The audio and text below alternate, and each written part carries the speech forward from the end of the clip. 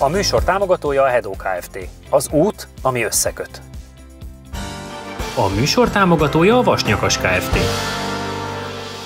Támogatunk a játéknet.hu. Játékok bombaáron a netről, akár másnapra.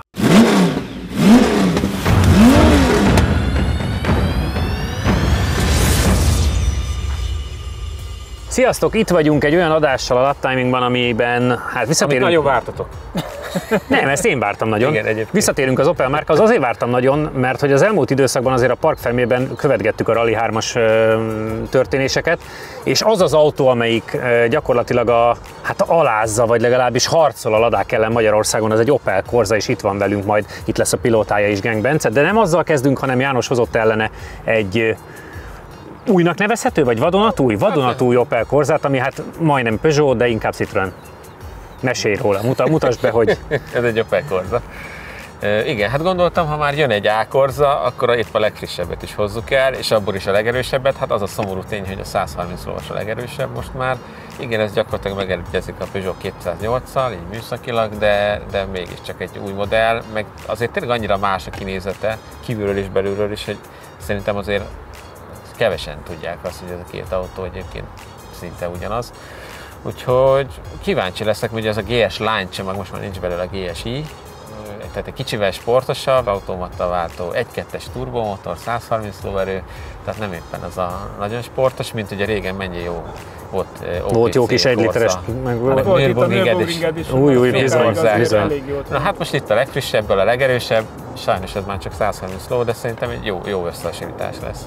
Csabi, mit vársz ettől az új csodabogártól? Én nagyon kíváncsi leszek rá, mert azért ennek is van bőven mezőnye, azért mentünk Ibizával, meg egyéb hasonló méretű autókkal, hasonló motorokkal, vagy akár még kisebbel is, nagyon erős időket, úgyhogy szerintem lesz mihez hasonlítani, de biztos nem a OPC Nürburgring Edition lesz a referencia. Ami érdekes egyébként így a generációk között, hogy nézd meg, azért így ránézésre legalább egy vagy két kategóriával nagyobbnak tűnik már. Mert nagyobb is. Most ha mellé raknánk annó ugye az Astrát, amivel mi még versenyeztünk, szerintem az a méret.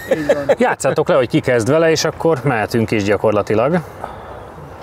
Megyek én? Hajrá, hajrá!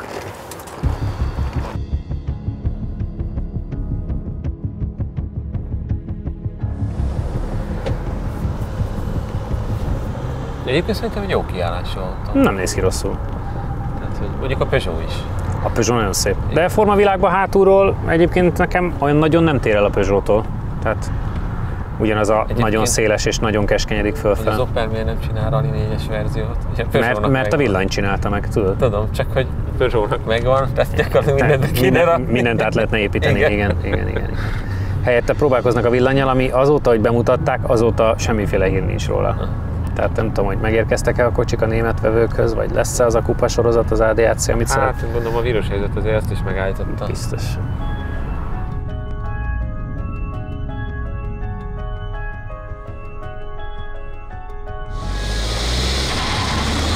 Jött az útadó. 2 madárüldözőbe vette. Így itt se a hangélménytől fogunk. De egyébként meg legalább halad. Yeah. Nem a hangélmény lesz a majd akkor versenyautón.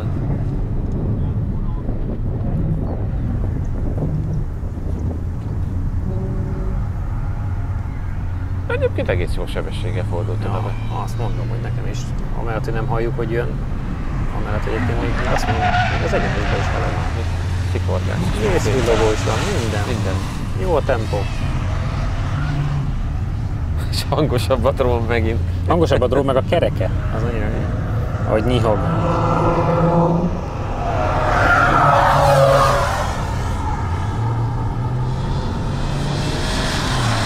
Azt is mondjuk, hogy nem. 91, az nem olyan rossz. Van egy új fejlesztésünk, kedves János, neked is mondom, hogy látni fogjuk itt az egyenesekben a sebességet, a maximálisat, és az most 91 volt. Ez jó, mert a régen, mikor még én nézegettem telemetriát, azért voltak 120 fölötti tempók is. Hát meg van nagyon sok autón, itt éritek el a maximális sebességet, nem abban az egyenesben, igen. Így.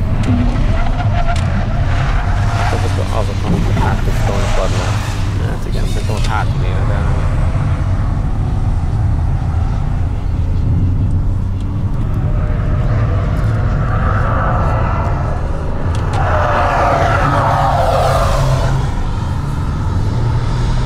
képest, hogy sportosnak próbálják beállítani, csak nincs a kocsinak. Nagyon vicces. Hát ez inkább csak optikailag sportos.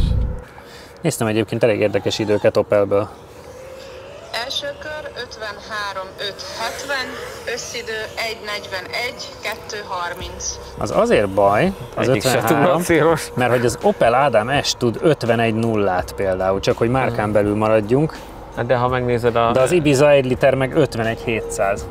Úgyhogy ez annyira nem tűnik. Nem túl célos. Nem tűnik Kajfernek, hogy úgy mondjam.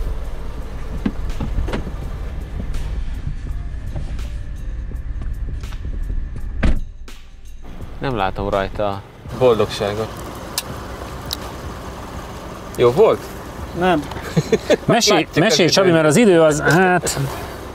halovány, tehát nagyon messze van attól, amire gondoltunk volna. Milyen az érzés? Mitől? Én is sokkal jobbra számítottam. Figyelj, az tény, hogy az elején ott küzdöttem az elemekkel, mert hiába van kikapcsolva a kipörgésgátló, ahogy elindultam, visszakapcsolt, és akkor ugye egyáltalán nem megy előre az autó, és még a kanyarban próbálgattam kikapcsolni, csak ugye érintőképernyős, hogy valahogy letámasszam a kezem és nyomkodjam ki, de aztán ez egy jó belső lesz. Nem hagyja az autó, nem lehet menet közben így, hogy padlógázonál nem hagyja kikapcsolni, úgyhogy az úgy marad, de ezzel azért küzdöttem így a sikánig, ott egy kicsit úgy keresztbe is állt, vagy így össze-vissza ment, tehát ez az autó nagyon furcsán viselkedik, az az igazság, hogy határhelyzetbe, tehát az az egy mázlia, hogy a gumik jók rajta, és az elég jó tapad, de egyébként futóművileg nekem egyáltalán nem tetszett. Ott hátul a sikánban, amikor fékezésnél még rámész a rázókörre, és berugózik, össze-vissza kezd el mozogni az autó, úgyhogy nekem nem tetszett. 53-570, ereje egyáltalán. Ami azért fájdalmas, mert tud 51-et mondjuk egy Adam S, de most, hogy itt nézem a listát, a korábbi Corsa 1.4 Turbo is megveri egy fél tizeddel, tehát meg 51-es időt tud a 1 literes Ibiza, mint tudjuk, tehát hogy azért azokhoz képest ez nem acélos idő. Nem, ez nem volt jó. Nem azt mondom, hogy jól sikerült, mert sokat bíbelődtem vele, de maga az autó se túl acélos. János, hajrá! Gyors. Fiat Punto 1.2 például azzal vív. Igen, azért az baj.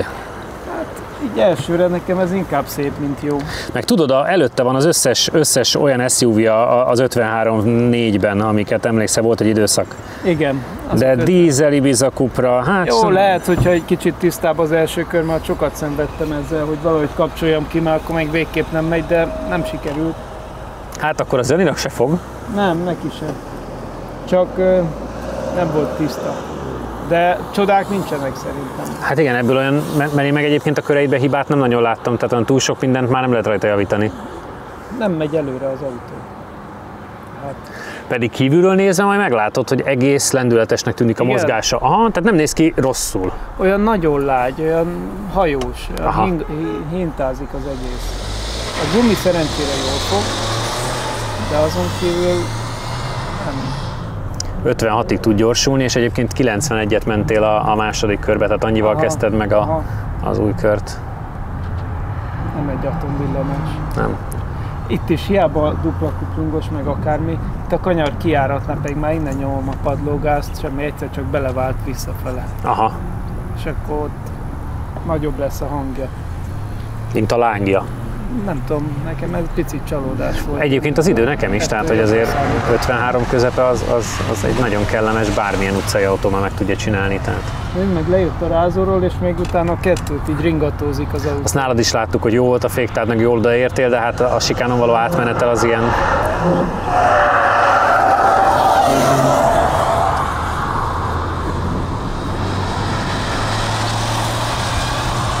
...91. 91, akkor legalább tudjuk, hogy a tempótok az megvan, és az viszonylag egyforma.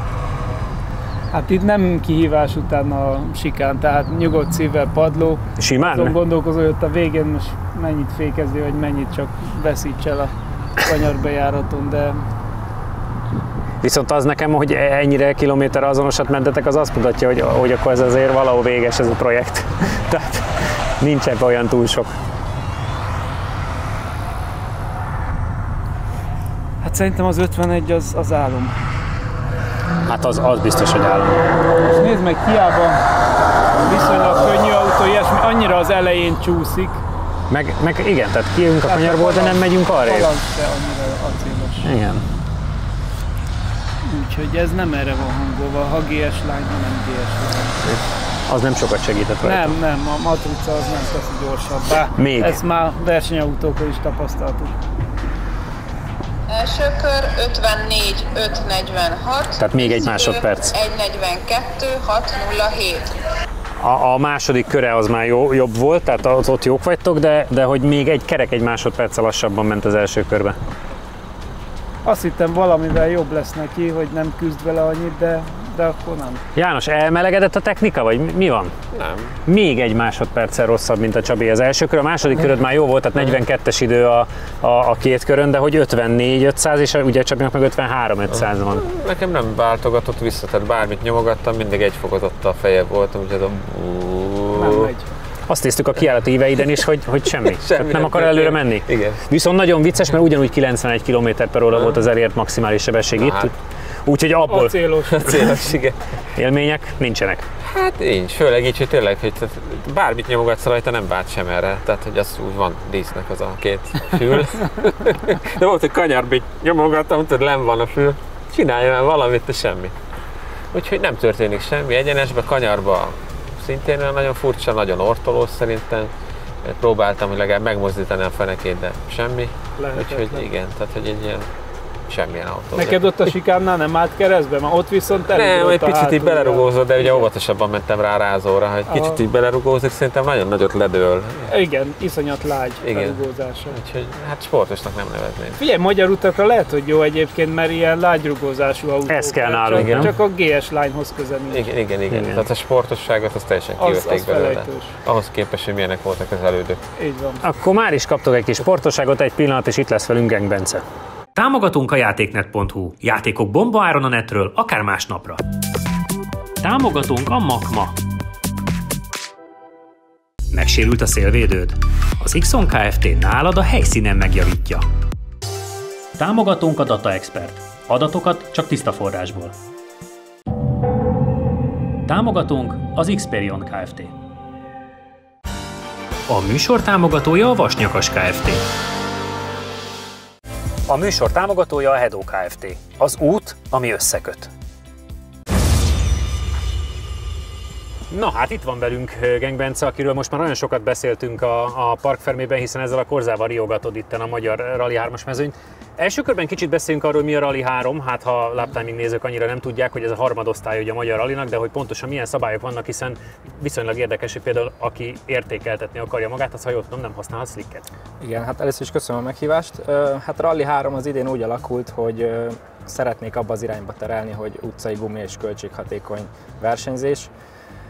Ez többek közt szerintem annyira nem sikerült, de úgy értékelnek az éves értékelésbe, hogy ha eljeles gumival megyünk, egy adott listáról választhatunk, és emiatt alakult úgy, hogy igazából a slickesekkel nem vonnak minket össze.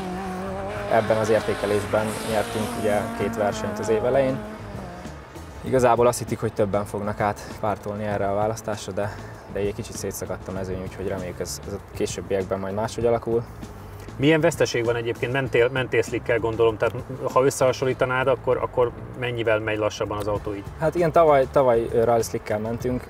Igazából szerintem annyi előnye van ennek az utcai guminak, hogy hidegen jobban kapad.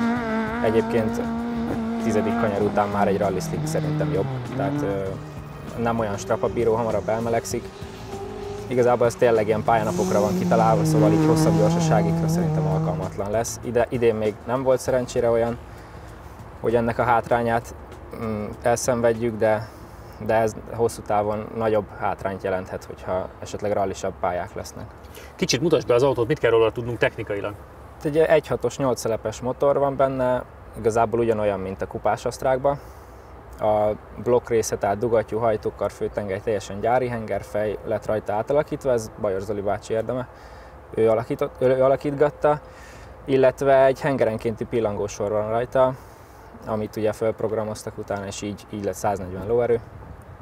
Nagy vonalakban ennyi, igazából arra törekszünk, hogy minél kevesebbet kelljen szerelni és megbízható legyen, de ennek ellenére úgy veszik észre, hogy az ütőképes motor lett belőle. Úgyhogy. Hány kiló? Hány kiló? 930 kg. A rallis beidegződési barátunkat hallottunk. Csabihoz akartam fordulni, de te már beleszóltál. János, mit várunk ettől az autótól? Hát szerintem főleg ezért kérdeztem rá a kilóra, mert mivel könnyű, meg ahhoz képest a 140 lóerő az már ígéretes adat, tehát hogy a kettő között nem a 10 lóerő a különbség, ez nem úgy fog kinézni majd a köridőben. Érdekes lesz, ilyen gumival még sosem mentem, úgyhogy kíváncsi vagyok, hogy mennyire fog tapadni. Szerintem inkább majd a második, akik másodjára megy, annak fog igazán működni. Amúgy meg szerintem vicces. Rövid tengely, tehát biztos ezeket a szűk kanyarokat jobban fogja bevenni, úgyhogy én várom, hogy menjünk vele, biztos élvezetes. Bence nem említette, de én tudom, hogy tolós váltó van ráadásul benne. Csabi, te mit vársz? Tök jó. És per is van? Van, igen. Továbbás per van. Ennyi? Tehát hadd menjen. Én tolom a kereket. Akkor Csabi nem is akar válaszolni, haladjunk. Gondolom rövid az áttétel is eléggé, nem? Igen. Hát most idén raktunk be egy telefont, ami GPS-szel mutatja a km/h, úgyhogy a belső felvételek alapján 166 a vége. Aha, tök jó. Azért jó, ugye, hogy rövid, tehát azért függe is vélhető. Igen. Figyelj, szerintem nagyon jó lesz. Hát a kupás Astra lenne referencia, de annál szerintem sokkal gyorsabb lesz. Úgyhogy nem tudom, azért mentünk már 1006-os rally autókkal is, meg mindenfélével. Valószínűleg azt nem fogja elérni szerintem, de hát meglátjuk. A futómű tekintetében. Sima, egyszerű bőstengátlók van, tehát vastagszáras bőstengátló. Előállítható a keménysége, de azt nem nagyon szoktuk állítani. Jó. Mondhatjuk fix. Még bátorságból oldott meg inkább. Fix. Kíváncsi leszek, biztos jó lesz. Nézzük meg, hogy ki kezd, és akkor lehet csisakozni. Jani. Jó, de gyors volt!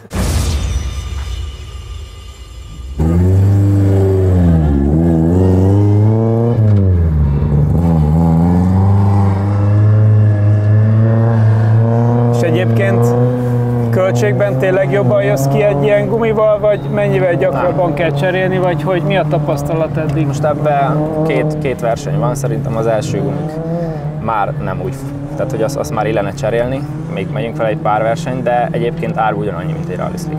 Igen? Pont ugyanott vagyunk, igen. Igen, mert egy Yokohama van rajta, A052 mondjuk ki, mert úgy is gondolom a nézőket érdekli. Igen. És az egy nagyon jó gumi. Nagyon sokat használtuk mi is régen ralliba, hiába eljelű. Egyébként ez mintázatra is, meg gyakorlatilag nagy tudásra is nagyon közel van egy rallihoz. Kicsit keményebb keverék, mert nem, tehát amikor megmelegszik, akkor nem olyan hurkáson válik le, hanem darabos. Tehát, hogy ott valamiért más keverék azért nyilván nem véletlen kap utcára engedélyt. Egy autó, aminek van hangja. Igen, végre tudjuk, hogy melyik van a pályán, igen. Szóval akkor az olcsóbbnak nem lett olcsóbb, Nem, sajnos nem.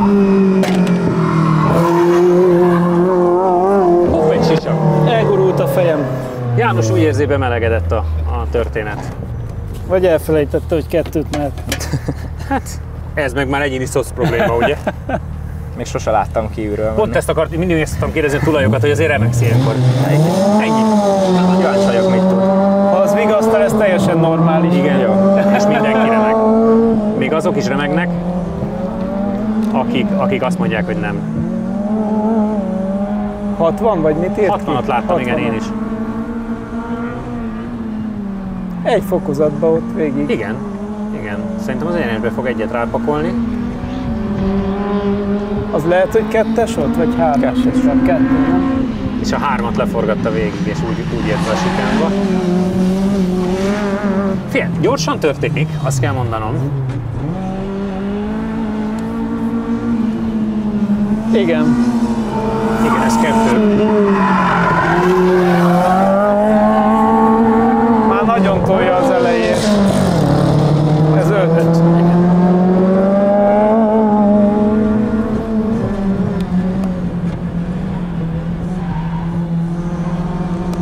Közel vannak a síkok egymáshoz? Igen, gyári rudazat van benne. Egyszerűen hát régi, ugye már nem lehet új felújító szettet kapni bele, és ilyen műanyag gömbök vannak benne, úgyhogy minden verseny után szenvedünk, hogy pontosítsunk rajta, mert egyszerűen annyira kezdetleges mechanika még, hogy lehetne belevenni ilyen nagyon, tehát Angliában ugye ennek kultusza van az autón. Szeki bele, meg minden. Persze. Nekünk annól az Asztrában volt. Nagyon darálja az elejét neki. Nem érzi a váltót annyira. Nem, nekünk volt benne először Quife, ilyen tolókerekes, és aztán utána vettük bele a Sadevet, igen, rendes szekit. Csak hát ugranak a költségek. Tehát... Hát sok-sok millió. Első kör 49,533, összidő 1:34, 133. Na nézzük, mihez képest mi. Nézem. Kérlek szépen, ugyanígy 49.500-ban van például az 1.8-as Slalom MX-5. Igen? Aha. De érdekes. Meg Tesla S mondjuk. Nyilván teljesen más, de a Slalom MX-5 az nekem tetszik, mint ellenfél. S1 és Audi. Ilyenek vannak 49.500-ban.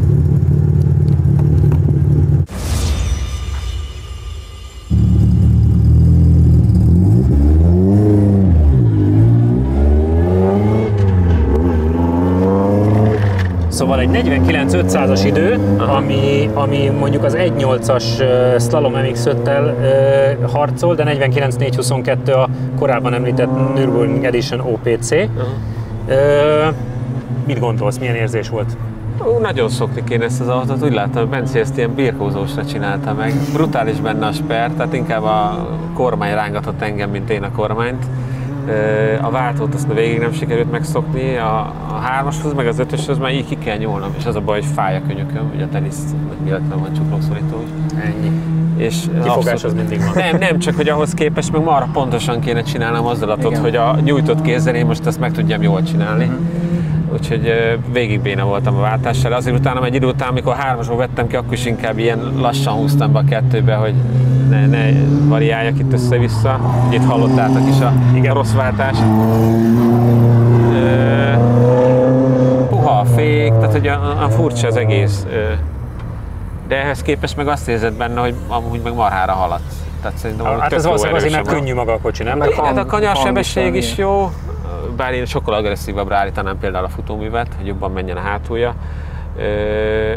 Meg azt érzed, hogy az erő is, a motor is. Tehát hogy ezt, amit mondott low error, de általában az szokott lenni, hogy mondanak egy low error-adatot, körbeüljünk, és akkor hát ha annyi nincs is, de na, ezt most így elhiszem, mert tök jó ment. Tehát, hogy valószínűleg sokat segít a rövidebb átételezés is, igen, de attól is azt érzed, igen. Meg jó nyomatékkal van. Igen, 160 Nm és konkrétan 2000-től így van. Ja, meg az a másik, hogy főleg kicseszett velem a rendszer, mert egy csomó helyen a 2-3-as határában, tehát mondta Bence, hogy gyullad a lámpa, és nézem, gyullad a lámpa, és menni kéne még 20 métert, és akkor most húzzak rá, vagy ne húzzak rá. Igen, ez meg ugye karakterisztika miatt baj a pályán, hogy pont azt néztem itt is, hogy jöttél visszafele, hogy vársz a másodikkal, igen. Valami legyen. Ott is végigforogja. Ott a kanyarba rá kell váltani, mert annyira jó, hogy durva sper miatt rá tudsz jósítani hamar, hogy... De tök szép hangja van egyébként. Nagyon. Messziről is, meg hát gondolom belül meg pláne vad.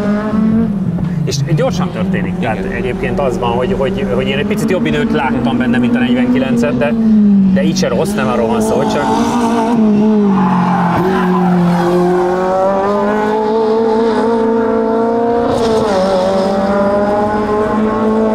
122?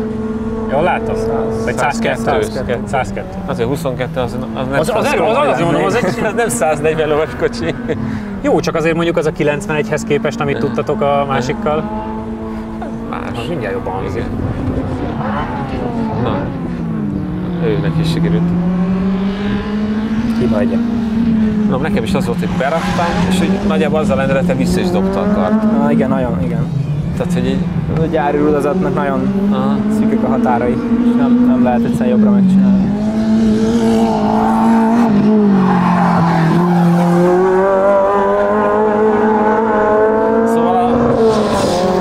A szép meló, hogy ezzel így még egy dobálós pályán még el is találd a fokozatot. Találd a fokozatot, meg töveket csinál? Bárki ült benne, azt mondja, ez nem tudja, nem érte ezt a váltót.